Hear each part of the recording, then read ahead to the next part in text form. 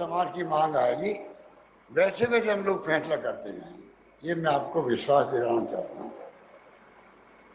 NGO पे मेरा बहुत विश्वास है। कई मुल्कों में कई सरकारें प्रो एनजीओ होती है, कई सरकारें एक्टिविस्ट को पसंद नहीं करती है। हमारी सरकार एक्टिविस्ट को भी एनजीओ को प्रोत्साहन देने वाली सरकार मानी जाती है। और मैं चाहूँगा कि राजस्थान में अधिक से अधिक एनजीओ बने हुए भी हैं, अच्छा काम कर रहे हैं, वो साधुवाद के पात्र हैं। हर क्षेत्र में एनजीओ बनने चाहिए। गवर्नेंस में एनजीओ की भूमिका बहुत बड़ी होती है। सरकारी गवर्नेंस में एनजीओ की भूमिका बहुत बड़ी होती है। सब काम सरकार नहीं कर सकती है, चाहे तब भी। सरकार के पास वित्तीय संसाधन हो सकते हैं, सरकार के पास इंफ्रास्ट्रक्चर हो सकता है, पर उसके बावजूद भी जो भाव होते हैं, जो भाव एनजीओ के कार्यकर्ता में होते हैं, वो जब जुड़ जाते हैं किसी काम के अंदर तो काम पूरी तरह सफल हो जाता है। इसलिए मेरा विश्वास रहा है कि हमेशा एनजीओ को पूरी तरह प्रोत्साहन देना चाहिए, सभी तरह से, और अभी दे रही है, आगे भी मैं आपको विश्वास दिलाता हूँ कि एनजीओ के लिए सरकार हमेशा उनकी भावनाओं को देख करके हम फैसले करेंगे, उनकी अनुभवों को उपयोग में लेगी सरकार, और बजट में या बिना बजट में जब भी मौका लगेगा तो क्या हम कर सकते हैं उसमें कोई कमी नहीं आने देंगे, ये मैं आपको निवेदन करना चाहता हूँ।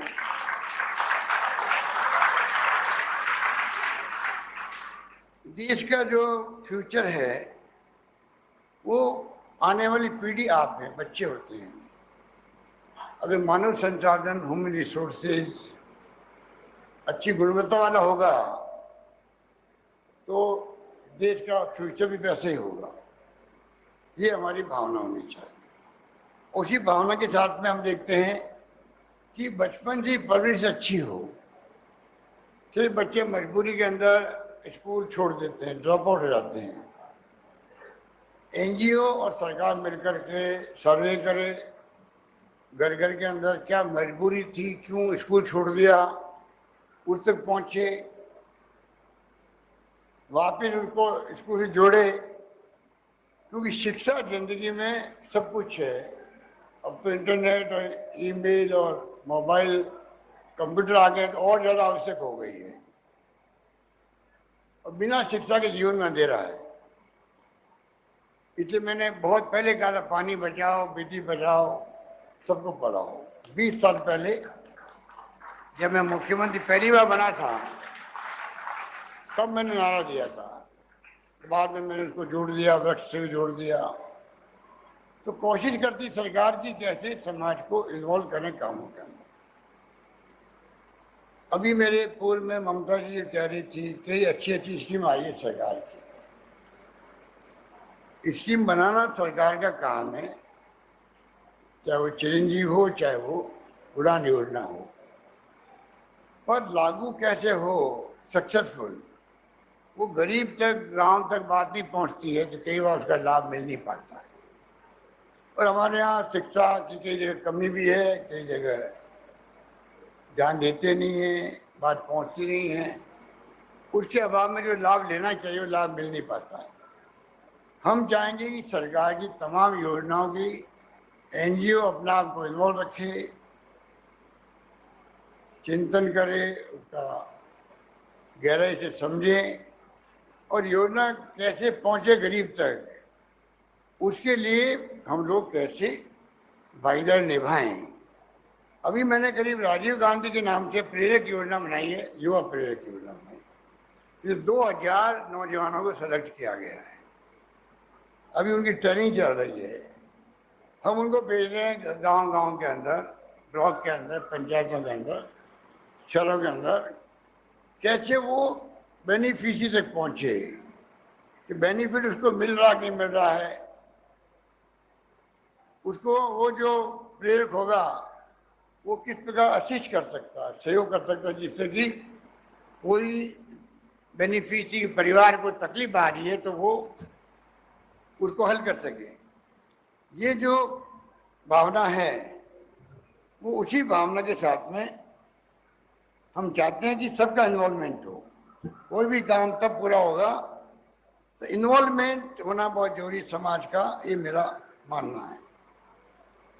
अभी श्रीमती स्मिता ने कहा कि बहुत कुछ पुलिस ने भी किया है। पुलिस विभाग ने जब से हमारी गवर्नमेंट आई है कम्युनिटी पुलिसिंग और मजबूत किया है, और तो और सखी योजना लेके आए हैं। यौन हिंसा जो होती है उसके लिए तो हम लोगों ने एडिशनल एसपी के स्तर पर भी कमेटी बनाई है जिलों के अंदर। और सबसे बड़ी बात है कि जो पुलिस डिपार्टमेंट बालिकाओं की आत्मरक्षा के लिए, सेल्फ डिफेंस के लिए जो ट्रेनिंग करवा रही है, उसको मैंने कहा डीजी साहब को भी और मजबूत करने की आवश्यकता है प्रोफेशनल तरीके से। ये काम भी चलते रहेंगे साथ साथ में। पर ये जो मैंने कहा आपको, मैं यूनिसेफ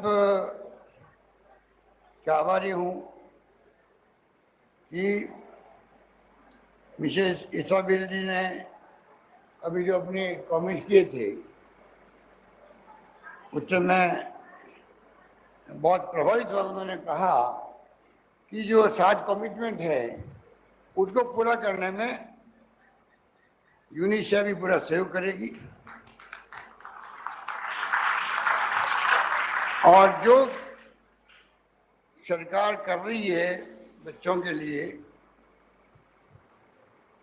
उसके लिए भी उन्होंने राजस्थान पुलिस को भी उन्होंने अप्रिशिएट किया। और मैं उम्मीद करता हूं कि यूनिसेफ का सहयोग जो पूरी दुनिया में काम कर रही है, पूरे वर्ल्ड में काम कर रही है, वो और ज़्यादा बढ़ता रहेगा, ऐसा मेरा मानना है। और बहुत बड़ी बात है, $7 बिलियन की मदद बच्चों को दे रहा है यूनिसेफ दे रहा है।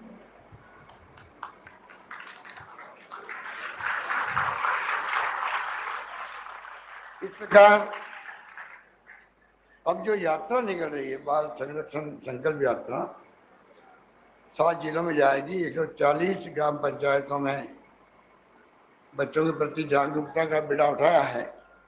मैं चाहूँगा कि इस 7 जिलों में तो यात्रा चलेगी, बाकी जिलों के अंदर भी जो है समीर शर्मा जी और इनके मंत्रालय में बैठ के बातचीत करेंगे। बाकी जिलों में किस रूप में हम लोग कौन को प्रोग्राम चलाएं एक साथ में। अभी 7 जिला में लिए, अगली बार दूसरे 7 जिले लेंगे मान लीजिए, तो उसके ऑप्शन के अंदर भी टाइम किसी का इंतजार नहीं करता।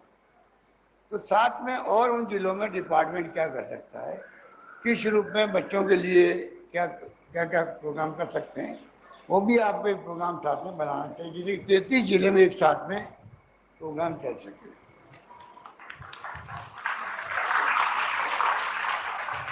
विपिन तिवारी जी जो है ये मेरे पास में 20 साल से आ रहे हैं। पिंक सिटी रिक्शा चालक संघ बना रखा है इन्होंने।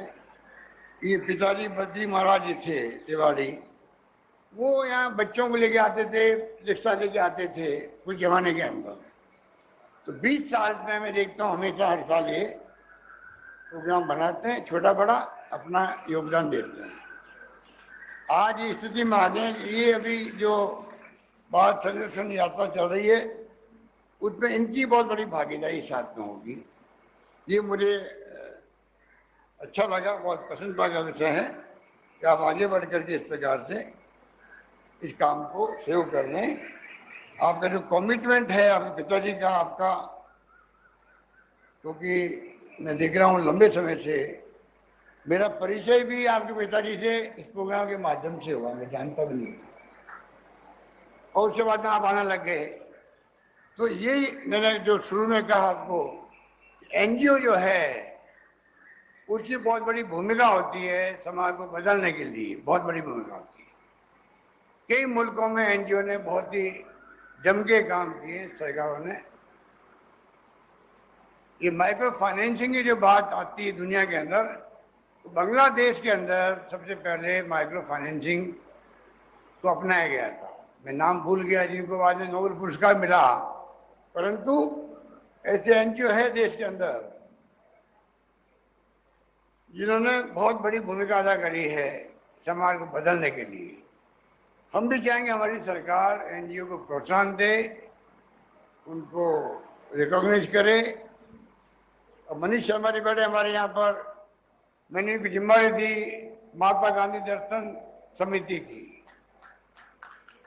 आज से 10 साल पहले। बेखूबी निभाई इन्होंने जिम्मेदारी को। धीरे धीरे इनका कमिटमेंट ऐसा बढ़ गया। आज जो हमने पूरे देश में सिर्फ एकमात्र राजस्थान राज्य जहाँ पर पीस एंड नॉन वायलेंस, शांति व अहिंसा का निदेशालय बन गया राजस्थान का। धीरे धीरे विभाग बन जाएगा वो, उसके अभी डायरेक्टर ही बनाए गए हैं। एक काम डायरेक्टर के रूप में आज कर रहे हैं। उसका बैकग्राउंड ये है कि ये राजस्थान भर में घूमे थे, गांधी दर्शन समिति के प्रदर्शनी को लेके 5 दिन के प्रोग्राम हुए। बच्चों को, नौजवानों को, सबको बताया कि गांधी जी और फ्रीडम मूवमेंट क्या था देश का, जिस पे हम सब गर्व कर सकते हैं। उस वक्त में नौजवान थे सब लोग जो आज़ादी के दीवाने बने, बाद में सत्ता में आए थे, चाहे पंडित नेहरू क्यों नहीं हो, सब युवा थे। तो ये जब तक भाव जो है नई पीढ़ी तक अच्छे संस्कार नहीं मिलेंगे, अच्छी जो परंपरा हमारी महान है वो नहीं पहुंचेगी, तो फिर जो माहौल बनता है हिंसा का, तनाव का, वो बहुत खतरनाक होता है जो आज देश में चल रहा है। आज देश का माहौल जो है वैसा माहौल नहीं होना चाहिए।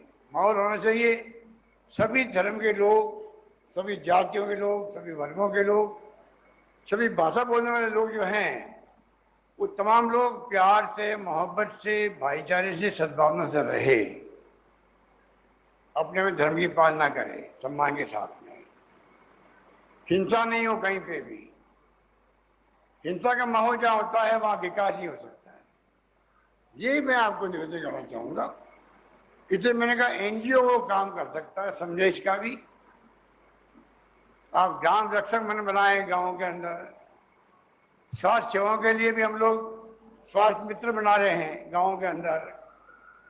सखी योजना बनाई है जो पुलिस में लेडीज के लिए सहयोग करेगी। तो सरकार एनजीओ को बहुत पसंद दे रही है। ये समारोह आज का है वो भी मैं समझता हूँ।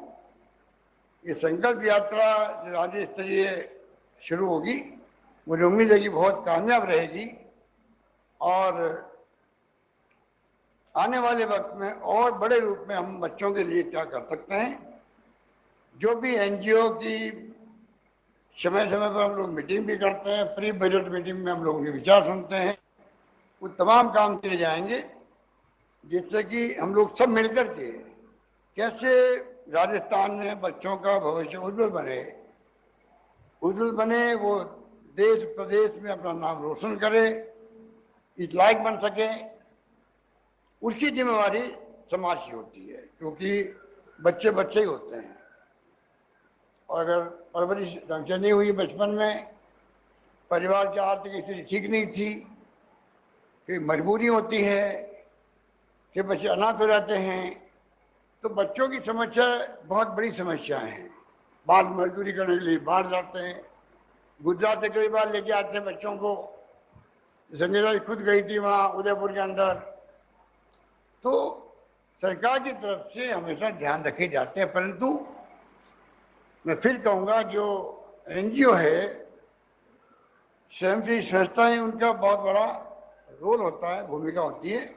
और मुझे उम्मीद है कि उसमें आप लोग पीछे नहीं रहेंगे।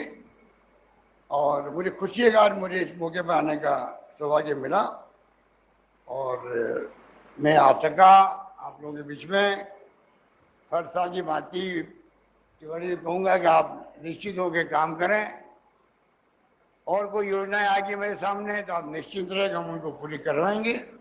ये बात करता मैं अपनी बात समाप्त करता हूँ। धन्यवाद। जय हिंद। धन्यवाद। बहुत बहुत आभार माननीय आपका। आपने उद्बोधन में एक बार फिर स्पष्ट रूप से सरकार की प्रतिबद्धता को दोहराया कि बच्चों को वो सब कुछ मिले जिसके वो हकदार हैं, उन्हें बाल श्रम, बाल हिंसा से मुक्ति मिले और उनके नन्हे नन्हे मासूमियत भरे सपने पूरे हों। साथ ही आपने अपनी प्रतिबद्धता दोहराई कि सोशल फैब्रिक में हार्मनी रहे और सरकार उसी की हिमायती है। क्रम में हमारे साथ थे टाबर संस्था के बच्चे जो बाल श्रम के मुद्दे पर केंद्रित लघु नाट्य प्रस्तुति आप सभी के समक्ष देने जा रही हैं। टाबर संस्था के बच्चे के द्वारा लघु नाट्य प्रस्तुति। हर बच्चा पढ़े, आगे बढ़े, नन्हे हाथों कलम के साथ, और इन प्यारे प्यारे बच्चों का कुछ ऐसा ही संदेश है हम अपने हाथों से पढ़ना चाहते हैं।